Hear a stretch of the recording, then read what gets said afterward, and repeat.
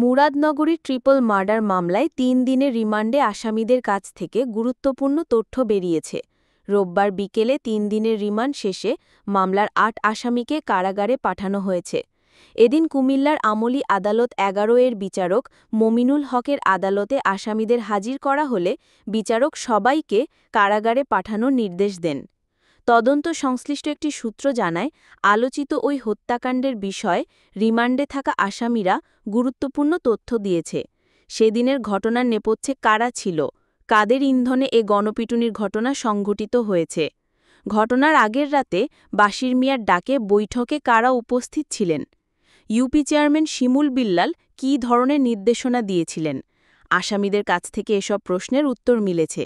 তবে পুলিশের ওই সূত্র জানায়, মামলার প্রধান আসামি সহ গুরুত্বপূর্ণ আসামিরা এখনও গ্রেফতার হয়নি, যার ফলে এ ঘটনার অনেক তথ্য উপাত্ত বাকি রয়েছে।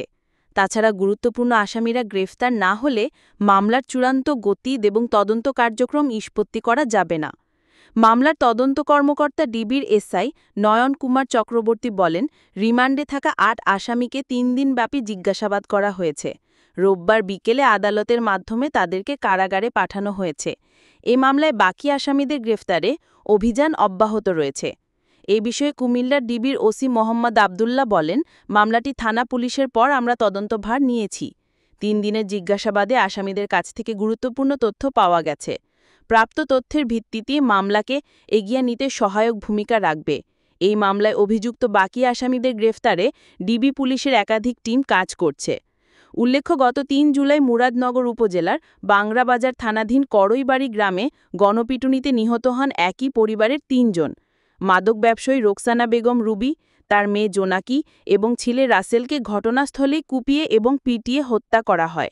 ঘটনার পরদিন ৩৮ জনের নাম উল্লেখ করে অজ্ঞাত পরিচয় ২৫ জনকে আসামি করে থানায় মামলা করেন নিহত রোকসানার বড় মেয়ে রিক্তা আক্তার। মামলায় প্রধান আসামি করা হয়েছে স্থানীয় আকুবপুর ইউনিয়ন পরিষদের চেয়ারম্যান শিমুল বিল্লালকে। এরই মধ্যে এ মামলায় মোট ৯ জনকে গ্রেফতার করা হয়েছে।